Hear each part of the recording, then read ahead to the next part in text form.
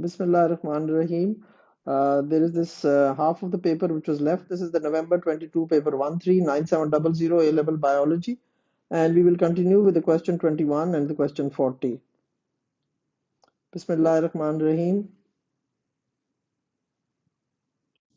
Now, as we start with question number 21, the diagram shows some of the stages that take place during the cell cycle. Now, first of all, you must know what is a cell cycle. Number of DNA molecules in the cell doubles. Now, that is during DNA replication, which is the S phase of interphase. Number 2, cell grows. Number 4, nuclear envelope disappears. Number 3, chromosomes become visible. Now, you know chromosomes become visible during prophase.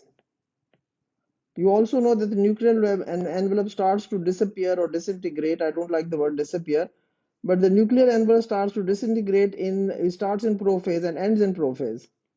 And after prophase, metaphase, anaphase, telophase, in fact, in telophase, the nuclear membrane reforms. But there is no nuclear envelope in metaphase and anaphase. So that's one of the very discerning marks, and that's a very discerning feature which everybody must know, that there's no nuclear envelope in anaphase, metaphase and anaphase. Now, the diagram shows some of the during the cell cycle. Which two stages take place during interphase? Now, naturally the answer is A, 1 and 2, but then why is it A? Now, here is a diagram of the cell cycle. Now, just a quick revision of the cell cycle. If you look at it, this is all interphase. This is all interphase. During interphase, there is G1 phase, which is growth 1, in which the organelles replicate. Then S phase is when DNA replication takes place. So S phase of interphase is DNA replication. This green all is interphase. You see, this is interphase, this is interphase, and this is interphase. And in G2 phase, then the centrioles replicate, and there is further checking of the DNA, that anything which might have gone wrong. Now, this is all from here. We start off from here, and all this is interphase, and it ends here. G1, S phase, which is synthesis phase, DNA replication, and G2 phase. Then mitosis is only this part. Mitosis is only prophase, metaphase, anaphase, and telophase. And then you have cytokinesis, which is not part of mitosis. Please remember that. So this is a quick revision of what we did in question number 21. Now coming to question number 22, what does a nucleotide contain? A nucleotide, can it contain an amino acid, a codon, a nitrogenous base, or a sugar? Now, if you look at the diagram which I have now provided you, this diagram, of course, will not be present in the exam, but I'm just giving it to you. So what are the three components of a nucleotide? A phosphate group, a pentose sugar, and a nitrogenous base. So the answer, as you all can see, is D. Why is the answer D? 3 and 4. There's a nitrogenous base and there is a sugar. There's a pentose sugar. There is a nitrogenous base and there is a phosphate group. You see, amino acid is wrong. Why is it wrong? Because nucleotide does not contain amino acids. The DNA codes for the different sequence of amino acids in a protein molecule. And a codon is that mRNA, the three bases on an mRNA, which is called a codon. So 1 and 2 was wrong. Now coming to question number 23, a diagram can be used to show some relationships between different nucleic acid bases. Now you know there are 5 bases: adenine, guanine, cytosine, uracil, and thymine. Now adenine and guanine are purines. Now I remember it like this: AUG. Pakistan was born on the 14th of August. So AUG is for August. So adenine and guanine are purines. And the rest, cytosine, uracil, and thymine. Cytosine, uracil, and thymine are pyrimidines. So if you remember purines, then you can remember the pyrimidines. Now, in this, of course, you can see what is they have shown you a Venn diagram. So 1 and 3 must have 2 common. Now the answer is C, because guanine pairs with cytosine. That's fine. So guanine 1 pairs with cytosine. Then cytosine and thymine. Cytosine and thymine are pyrimidines. So if you know this only, then you can do this MCQ. Otherwise, you're going to struggle with this MCQ. You must know which are purines and which are pyrimidines. Now coming to question number 24, the bacterium E. coli divides once every 50 minutes at 36 degrees Celsius. E. coli were grown on medium contain only heavy nitrogen. Now heavy nitrogen, I've given it a black color. Until all the bacteria didn't contain heavy nitrogen. So I've given that a black color. So this is all heavy nitrogen, the DNA. Some of the bacteria were moved from a heavy nitrogen medium and then cultured in a medium with light nitrogen. Now I've given it the orange color. So when the DNA replicates the original strand of heavy nitrogen and then one strand of light nitrogen. So these bacteria continue to reproduce and samples were extracted and centrifuged at regular intervals. Hybrid DNA contains both heavy and light nitrogen. Now the diagram shows the possible positions upper, middle and lower of the bands of DNA. Naturally, if it's this band, if it is the heavy nitrogen, this will come to the bottom. So it is going to be here, like this diagram. Then when it is one heavy and one light, like this one, then it is going to be like, I'm going to color it in different color. Then it's going to be here. Heavy and light means it's going to be middle because one band is heavy and one is light. The very heavy ones, this one was here. So one heavy and one light. Now when it is only light, I'm just going to give it another color. When it's going to be only light, then it's going to come up here. It's going to be a light nitrogen. So now when you look at these diagrams, how is it going to be? They said which proportion of the DNA of the sample taken at 150 minutes will be at the upper position. Now at the upper position will be this. This is how many? 6 out of 8. 6 out of 8 means what? 3 out of 4 means 75%. So please understand this diagram. What do we mean by this? The diagram shows the possible positions upper, middle and lower of the bands of DNA. The actual position of bands in the first two samples are shown. So you can see it in the first sample we had this. So this is going to be heavy nitrogen, so it's going to sink to the bottom. And then we have one heavy and one light. So this is going to come here. Now in the third one, what are we going to get? We're going to get a band here. This is these bands. And then we're going to get a light band here. But it says which proportion of the DM of the sample taken at 150 minutes will be at the upper position. So at the upper position, we'll have all these 6 out of 8. And then we would have this will be 2, will be this one, and this one will be the middle part. So 75% will be 75% will be in the upper. They've asked you this question: which proportion of the DM of the sample taken at 150 minutes will be at the upper position? Please try to understand this from this diagram. If it's not clear, please do write in the comments so that I give a more detailed version of this. But of course, this comes in many papers and I've talked about it in very previous papers as well. Now coming to question number 25. Following translation, the alpha polypeptide chain of hemoglobin, alpha globin, undergoes new modification. During this modification, the first amino acid is removed, leaving 141 amino acid residues, but actually there were 142. One amino acid has been removed. Now, how many nucleotides does the mRNA coding for alpha globin contain? Well, actually there were 142. After modification means it's gone to the Golgi and it's been modified. So 142 into 3. 142 into 3 is 426. 3 2s are 6, 4 3s are 12, carry of 1, 3 1s are 3, 4. So 426, there were 406 nucleotides, like AAA codes for one amino acid, then UUU codes for another amino acid, then CCG codes for another amino acid, then CCC codes for another amino acid. So you actually had 142. And the 142 multiplied by 3 because 3 nucleotides, 3 bases code for one amino acid. So this is what they're asking you. They're asking you how many nucleotides does the mRNA coding for the alpha globin contain? So that would be 426. So 3 plus 3, 6 plus 3, 9 plus 3, 12. So similarly 142 into 3 because there were 142 actual amino acids. Now coming to question number 26, the photomicrograph shows a section through a plant organ. Which statement could be used to describe this organ? Now first of all, what is this organ? This is a stem. So which statement could be used to describe this organ? The central region of the organ has supporting tissue. No, in a stem, the supporting tissue is the xylem, the lignin. The endodermis tissue is a thick layer around the edge of the organ. I mean, in the stem, there's no endodermis, it's in the root. The epidermis tissue in this organ has extensions, trichomes. Yes, that is correct. The xylem tissue is found in greatest density in the center of the organ. That is wrong. Stem, it is found in the vascular bundles. You can see these are the vascular bundles on the edges. So we say they're found on the periphery. So these are the vascular bundles that are found at the edges. And there's one here as well. And there's one here as well. There's one here as well. So you can see this, that the answer was Which statement could be used to describe this organ? First, identify what is this organ. It's a stem, because the root has the vascular bundles in the center. If it was a root, it would have been somewhere here. The vascular bundles would have been present here. No, they're found in the edges, so this has to be a stem. Now coming to question number 27, the statements describe some of the properties of water.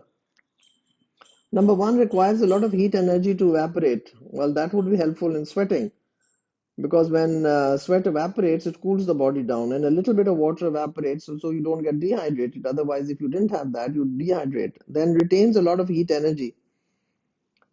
Number three, is able to form hydrogen bonds with other water molecules. Now, what is that? That's cohesion. And then it says is able to form hydrogen bonds with other polar and non-polar molecules. That's adhesion. It forms with the wall of the vessels. Which properties are also important for transport in xylem? So the answer is D, 3 and 4. Because it says which properties are also important for transport in xylem. 3 and 4 is important because the cohesion and adhesion, which is important in the transport in the xylem vessels. Now, question number 28, which xerophytic adaptation reduced the water potential gradient between leaf surface and the atmosphere? You see, inside the leaf we have 100 water vapors, outside the leaf we have 10, so there's going to be water vapors that are going to diffuse out. But they're not asking you these questions. They're saying which xerophytic adaptation reduced the water potential gradient between the leaf surface. So if this is going to be 100 and 100, then of course the water potential gradient now has been reduced. Now when they roll leaves, what happens? There are 100 inside and there are 100 outside here in the pockets in the rolled leaves. So 100 there, 100 here, 100 here, 100 here. So the water potential gradient is reduced. Then hairy leaves are going to trap. They're going to trap the water vapors. You can see the water vapors here, the water vapors here. These hairs are going to trap the water vapors. And then sunken stomata. So the water vapor is going to diffuse out and it's going to collect here. These are the stomata which I've drawn. This is the stomata. So water vapor, so it's 1, 2, and 3. You see, fewer stomata is not going to make any difference. So fleshy leaves is not going to reduce the, you have to read the question, reduce the water potential gradient between the leaf surface and the atmosphere. So that is why the answer is B, because in question number 28, this is what we have to understand is how it reduces the water potential gradient. Now question number 29, the diagram shows 7 stages of a tulip's bulb's growth. So please understand this, it shows 7 stages of a tulip's bulb's growth. Now what you need to understand is that they have told you this in the question, this is the 7 stages. So the first stage, second stage, third. Now they're all acting as a source here, the tulip bulb. Fourth is also source. Now here the leaves have developed. So you can say the leaves have developed and now they are photosynthesizing and they can be now becoming the source, and then this can become the sink, but it can also be used up, so it can be both. Now which row identifies the correct stages in which the tulip bulb is acting as a source only or as a sink only? So what we have to understand is, yes, 1, 2, 3, 4 are all sources, but we only choices we have is source only 1, 3, 4, and 5. Now 5 is not a source because it can also be a sink. So 5 is incorrect. So 4 yes, 1 also yes, 3 also. So it can either be A, B, or C. But then we come to sink only. Now 5 is the tulip bulb. Is the tulip bulb a sink? Is 4 a sink? Is 6 a sink? Is 7 a sink? This is how you have to read this question. This is how you have to read this question, is that you have to find out is 5 only a sink only, 4 only, 6 only, 7 only. So that is why the answer is C, because in this situation, in the sixth situation, now here the leaves are they're dying, and then all this is going there, and this is the develop, and then now this is going to develop, and then this is now the finally developed, which is now the tulip bulb.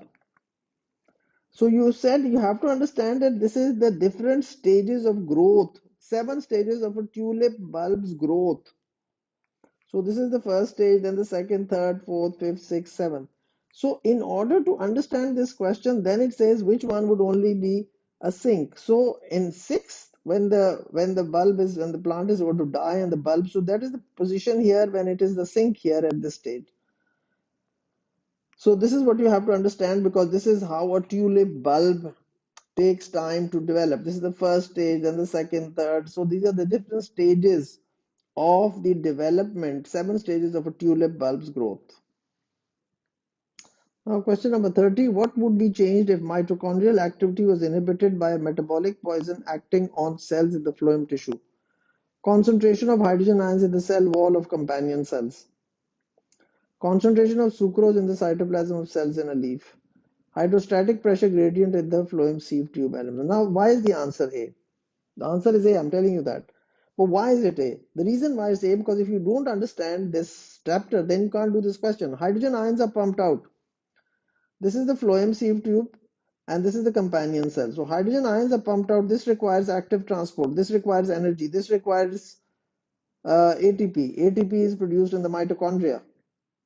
Now the mitochondrial activity was inhibited by metabolic poison. So normally what happens is hydrogen ions are pumped out by active transport. This requires energy or ATP. Now the hydrogen ions tend to diffuse back in and they bring along with them sucrose. And then the sucrose diffuses into the phloem and then water follows. And this creates an increase in hydrostatic pressure. And then this movement from high pressure to low pressure is called mass flow. Because somewhere in the sink, the sucrose is moving out, water follows, so a low pressure is created. Now it says here concentration of hydrogen in the cell wall of the companion cell. Yes, that would be stopped. So if that is stopped, then no sucrose will enter the cytoplasm, no hydrostatic pressure will be created. So that is why the answer is A, 1, 2, 3. What would be changed if mitochondrial activity was inhibited by a metabolic poison acting on cells in the phloem tissue? So all these three things will be affected because hydrogen ions not pumped out, sucrose does not move in, no hydrostatic pressure is created. So I hope that this is clear to everybody because I've revised this part with you now. Question number 31. By which process does sucrose move through the phloem sieve tube elements? Active transport, diffusion, facilitated diffusion, mass flow. Now, of course, we've just talked about it. So the answer is D, that sucrose moves by mass flow. Sucrose moves through the phloem sieve tube elements. Then question 32. Which blood vessel carry blood into the atria? Which blood vessels carry blood into the atria? So we've got here the heart and vena cavas come in here and pulmonary vein comes in here. So it says which blood vessels carry blood into the atria. Now, of course, it says coronary artery, vena cava, pulmonary artery, and pulmonary vein. So the answer to this is D, which is what? 2 and 4. Vena cava and pulmonary vein. So this is the pulmonary vein coming into the left atrium, and this is the vena cava coming into the right atrium. So if you remember this structure of the heart, only then you can do this question. Otherwise, you can't do this question. Then it says which statements about the cardiac cycle are correct? The atrioventricular valves close during atrial systole. The left and right ventricles contract together. There is a time delay as the electrical impulses pass from the AV node to the sinoatrial node. Electrical impulses pass along the Purkinje tissue to the ventricles. Now you have to see if you know the cardiac cycle, only then you can be doing this question. Otherwise, you can't be doing this question. The answer is C. Why is the answer C? Because the left and right ventricles contract together. Yes, that is correct. And the electrical impulses pass along the Purkinje tissue to the ventricles. Yes, this is correct. Now this is wrong. SA node and AV node is the other way around. SA node passes impulses to the AV node.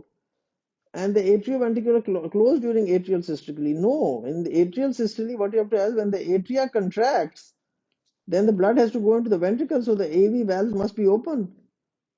Only then the atria contracts. Systole means contraction. So when the atria contract, blood has to go into the ventricle, so the AV valves must be open. So that is why this is wrong. Now, question number 34. At one point in the cardiac cycle, the pressure in the right ventricle is lower than that in the right atrium and less than in the pulmonary artery. So if it is less in the pulmonary artery, that means these semilunar valves are closed, because as the pressure will increase, this will push the semilunar valves open. Just like you're entering this room and you push the door and the door opens. So the pressure in right ventricle has to be high, only then these semilunar valves will open and blood will flow into the pulmonary artery. So that is why the answer is C. The atrioventricular valves are open, but the semilunar valves are closed because at the moment the pressure in the right ventricle is less. Pressure in the right ventricle is less than the pulmonary artery. It has to be more than the pulmonary artery, then the semilunar valves will open. So please understand this point as well. Then coming to question number 35. Which statements about the formation of hemoglobinic acid are correct? It is linked to the action of carbonic anhydrase. It prevents blood from becoming too acidic by removing excess hydrogen ions. It can only occur when oxygen associates with hemoglobin. So what you have to understand is that it is linked to the action of carbonic anhydrase, yes, because carbonic anhydrase results in the formation of CO2 plus water gives you carbonic acid, dissociates into hydrogen ions and bicarbonate ions. So one has to be there. So it is linked to the action of carbonic anhydrase, right? And two, it prevents blood from becoming too acidic. Yes, the hemoglobin accepts the hydrogen and acting as a buffer.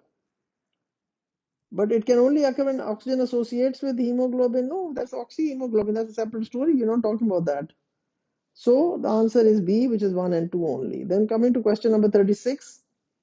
The graph shows the dissociation curves for hemoglobin at two different partial pressures of carbon dioxide.